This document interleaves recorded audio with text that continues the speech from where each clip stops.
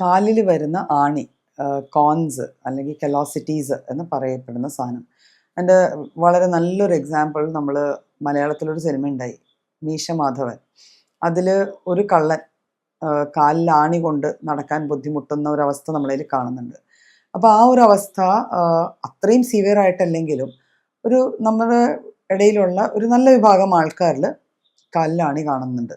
കാലിലാണി എന്ന് വെച്ചാൽ പെയിൻഫുൾ ആയിട്ടുള്ള ഒരു തടിപ്പായിരിക്കും. അത് എവിടെയെങ്കിലും തട്ടുമ്പോൾ, ഏതെങ്കിലും ഹാർഡ് സർഫേസിൽ തട്ടുകയോ നടക്കുകയോ ചെയ്യുമ്പോൾ വല്ലാണ്ടൊരു വേദന, സഹിക്കാൻ ബുദ്ധിമുട്ട്, വളരെ ബുദ്ധിമുട്ടുള്ള ഒരു വേദനയായിരിക്കും അതിലുണ്ടാവുക. അപ്പോൾ പലതരം ധാരണകളാണ് ഈ കാലിൽ വരുന്ന ആണി അല്ലെങ്കിൽ കോൺസിനെ കുറിച്ചുള്ളത്. നമ്മൾ കുട്ടിക്കാലത്തൊക്കെ കേട്ടിട്ടുണ്ട്, മറ്റുള്ളവരുടെ ചെരുപ്പ് മാറി മാറി ഇടരുത്, ഈ ചെരുപ്പ് മാറി മാറി ഇട്ട് കഴിഞ്ഞാൽ ആണി വരും. അപ്പോൾ ആണി ഒരു പകർച്ചവ്യാധിയാണോ എന്നൊക്കെ ഒരു ധാരണ പലപ്പോഴും പലരിലും ഉണ്ടാവാറുണ്ട്. അപ്പോൾ ആ ഒരു ചോദ്യം അവിടെ നിൽക്കട്ടെ. ആണി ശരിക്കും ബേസിക്കലി ഒരു പകർച്ചവ്യാധിയാണോ അല്ലയോ എന്ന് ചോദിച്ചാൽ അല്ല. പിന്നെ എന്തുകൊണ്ടാണ് ഈ ചെരുപ്പ് മാറി മാറി ഇട്ടാൽ വരും എന്നുള്ളൊരു ഫാക്ട് പറയുന്നത്? അതിൽ ലോജിക്ക് വല്ലതും ഉണ്ടോ, സയൻസ് വല്ലതും ഉണ്ടോ? ഉണ്ട്, സയൻസ് ഉണ്ട്. അങ്ങനെ ചോദിക്കുമ്പോൾ സയൻസ് ഉണ്ട്. റീസൺ എന്ന് വെച്ചാൽ നമ്മളുടെ കാലിൻ്റെ താഴത്തെ പ്രതലം, നമ്മുടെ സോൾസ് എന്ന് പറയുന്നത് യൂഷ്വലി കട്ടിയുള്ള സർഫേസസിൽ അല്ലെങ്കിൽ ഫ്ലോറിലും അല്ലാത്ത സ്ഥലങ്ങളിലും നടക്കാൻ പാകത്തിന് കട്ടിയുള്ള ആ ഒരു കട്ടി ആ സോൾസിൻ്റെ സ്കിന്നിനുണ്ട്. എന്നാൽ വളരെയേറെ ഇപ്പോൾ നമ്മളൊരു കല്ല്, കൂർത്തിരിക്കണ കല്ലിൻ്റെ പുറത്ത് ചവിട്ടുകയോ അങ്ങനെയൊക്കെ ചെയ്തു കഴിഞ്ഞാൽ ആ പോയിന്റ്സിൽ നല്ലപോലെ പെയിൻ ഉണ്ടാവും. ഇതുപോലെ തന്നെയാണ് നമ്മൾ ചെരുപ്പുകൾ മാറി മാറി ഇടുമ്പോൾ. ചില ചെരുപ്പുകൾ ഭയങ്കര ഹാർഡ് സർഫേസ് ആയിരിക്കും, ചിലത് സോഫ്റ്റ് ആയിരിക്കും, ചിലത് ഭയങ്കര ഫ്ലഫി ആയിരിക്കും. അപ്പോൾ ഇത്തരത്തിൽ ചെരുപ്പ് മാറി ഇട്ടാൽ വരാൻ സാധ്യതയുള്ളത് കൊണ്ടായിരിക്കാം, അതൊരു അസംഷനാണ് നമ്മളോട് അങ്ങനെ പറഞ്ഞിരുന്നത്. അല്ലാതെ ഒരു ഇൻഫെക്റ്റീവ് ഡിസീസ് അല്ല കോൺസ്. ബേസിക്കലി കോൺസ് അങ്ങനെയല്ല. അപ്പോൾ സ്കിന്നിന് ആ ഭാഗത്തൊരു കട്ടി വരും. ഈ കട്ടി നിന്ന് ആ പ്രഷർ പിന്നെയും പിന്നെയും പ്രഷർ വരുന്തോറും അതിന് ചുറ്റും ഒരു തിക്നെസ് വന്നിട്ട് അത് ടിപ്പിക്കലി ഒരു ആണിയുടെ ഷേപ്പ് വരും. ഇപ്പോൾ ചിലർ ഇത് വന്നു കഴിഞ്ഞാൽ വേദന കുറയാനായിട്ട് ആ സൈഡിലെ സ്കിന്ന് ചെത്തിക്കളയുക, ബ്ലേഡ് യൂസ് ചെയ്ത് ചെത്തിക്കളയൊക്കെ ചെയ്യാറുണ്ട്.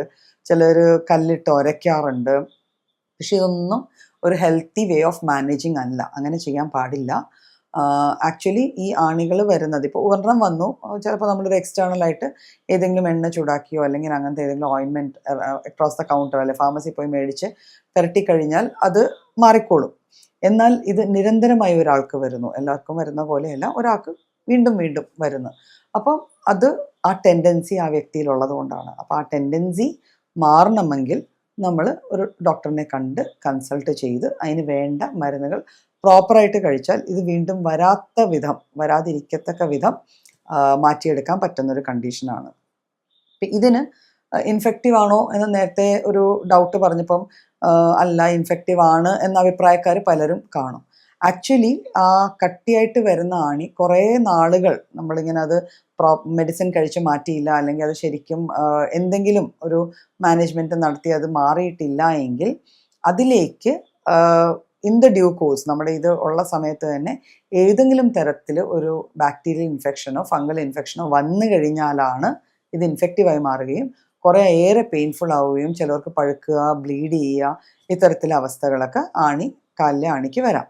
പിന്നെ ഇങ്ങനെ ആണി വരാനായിട്ട് ഒരു സ്പെസിഫിക് അല്ലാത്തതായ പോലും ഇതിലോട്ട് കോൺട്രിബ്യൂട്ട് ചെയ്യുന്ന ഒരു കോസാണ് വൈറ്റമിൻ എ എന്ന വൈറ്റമിൻ്റെ ഡെഫിഷ്യൻസി. അപ്പോൾ വൈറ്റമിൻ എക്ക് ഒരു പ്രത്യേകതയുണ്ട്, അത് നമ്മൾ സാധാരണ വാട്ടർ സോല്യൂബിൾ വൈറ്റമിൻ അല്ല.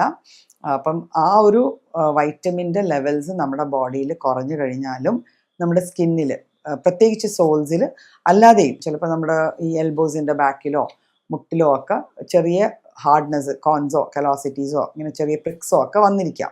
അപ്പം വൈറ്റമിൻ എ ഡെഫിഷ്യൻസിയും പലപ്പോഴും കാലിൽ ആണി വരാനായിട്ടുള്ള ഒരു സാധ്യതയായി മാറാറുണ്ട്.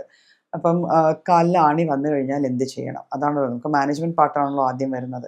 അപ്പോൾ ആദ്യമേ നമുക്ക് ഇങ്ങനെ ഒരു ആണി പോലത്തെ ഒരു തിക്നെസ്സോ പെയിൻഫുൾ സ്വെല്ലിങ്ങോ കാണുവാണെങ്കിൽ നമ്മൾ ആദ്യം നോക്കേണ്ടത് നമ്മൾ യൂസ് ചെയ്യുന്ന പാദരക്ഷകൾ, ഷൂസ് ആയാലും ചെരുപ്പുകളായാലും, അല്ലെങ്കിൽ നമ്മൾ ചെരുപ്പില്ലാതെയാണ് വാക്ക് ചെയ്യുന്നതെങ്കിൽ നമ്മൾ ഏത് ടൈപ്പ് ഓഫ് ഫ്ലോറിലാണ്, ഇറഗുലർ ആയിട്ടുള്ള പോർഷൻസിലൂടെയാണ് നടക്കണോ അത് നമ്മൾ ആദ്യം നോക്കണം. അപ്പോൾ നമ്മളുടെ ഷൂസ് ഫിറ്റ് അല്ല, പ്രോപ്പർ അല്ല, നമുക്കവിടെ കോൺസ്റ്റൻ്റ് ആയിട്ട് ഇങ്ങനെ ഫ്രിക്ഷൻ വന്നിട്ട് ഒരു ഇറോഷൻ ഉണ്ടാവുന്നുണ്ട്, എപ്പോഴും ഇങ്ങനെ ഉരസിക്കൊണ്ടുണ്ടാവുന്ന ഒരു ഇറോഷനോ തിക്നെസ്സോ ഉണ്ടാവുന്നുണ്ടെങ്കിൽ അത് നമ്മൾ ആദ്യമേ മാറ്റാൻ നോക്കണം. പിന്നെ നമുക്ക് സിമ്പിളായിട്ട് ചെയ്യാം, തുടക്കത്തിലെ സ്റ്റേജിൽ സിമ്പിളായിട്ട് ചെയ്യാവുന്നത് ചെറു ചൂടുള്ള വെള്ളത്തിൽ കുറച്ച് നേരം മുക്കി വെച്ചിട്ട് ഒരു പ്യൂമിക് സ്റ്റോൺ പോലത്തെയോ ചെറിയ ബ്രഷോ വലിയ ഉപയോഗിച്ച് ആ ഭാഗത്ത് വരുന്ന സ്കിൻ്റെ ഡെബ്രി നന്നായിട്ട് ക്ലീൻ ചെയ്ത് മാറ്റുക. എന്നിട്ട് ഏതെങ്കിലും മോയ്സ്ചറൈസിങ് ക്രീം പോലത്തെ ഒരു ന്യൂട്രൽ ആയിട്ടുള്ള ക്രീമോ ഓയിലോ യൂസ് ചെയ്യുക. അങ്ങനെ ചെയ്തിട്ട് അത് മാറുന്നില്ല എങ്കിൽ ഉറപ്പായിട്ടും ഒരു ഡോക്ടറെ കണ്ട് പ്രോപ്പറായിട്ട് കൺസൾട്ട് ചെയ്ത് അതിനുള്ള മെഡിസിൻ കഴിച്ച് അത് മാറ്റേണ്ടതാണ്.